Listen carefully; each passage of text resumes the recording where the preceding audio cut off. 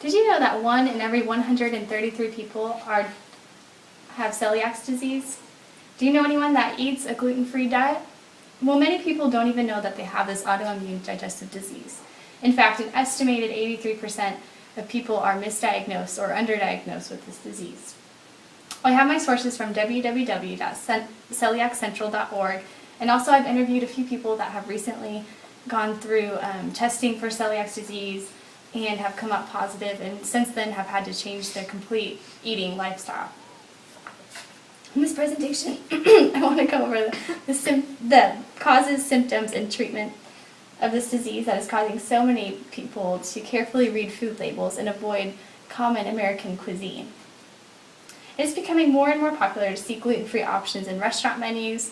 At H-E-B, they have a whole section of gluten-free options, and or to hear of someone go through the gluten-free diet. What exactly is the cause of this gluten-free lifestyle? Many people would ask. Well, for some it's a choice because of health reasons. It's a lot healthier to avoid flours and other protein that's found in gluten. But for others, it's a lifestyle because of celiac disease. My point number 1 is the causes. So what is it? Well, celiac disease is an autoimmune digestive disease that damages the villi of the small intestines, and it interferes with the absorption of nutrients from food. Think of it like this.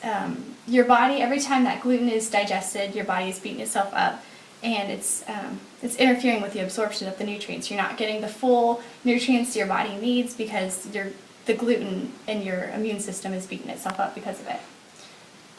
The protein gluten is found in wheat, rye, and barley. For example, some things that you might have in your home are ramen noodle soup. This has gluten in it. People with celiac disease would have to avoid something like this. Or tomato soup. It has wheat in it. People that have celiac disease would have to avoid this. And also cookies, which everyone loves. They'd have to avoid that. Some people don't even know that they have this celiac disease because the disease is often presented as something else. So when someone finally becomes diagnosed correctly with celiac disease, what is the treatment? Which comes to my next point.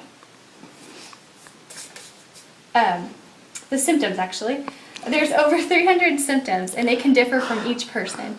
It can present differently in childhood and adult, which is also confusing for the diagnosis, and that's why it's really hard to diagnose this disease.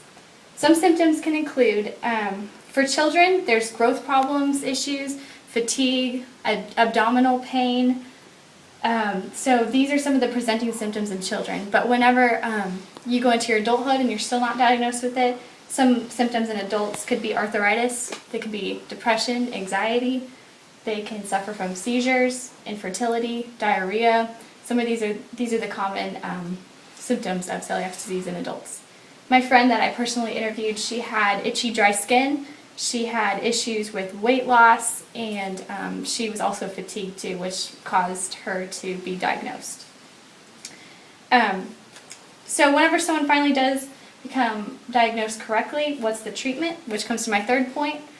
A shocking statistic of the treatment is the average time a person waits to be correctly diagnosed with celiac disease is between 6 to 10 years, which is a really long time for someone to go through this and not have the right treatment options.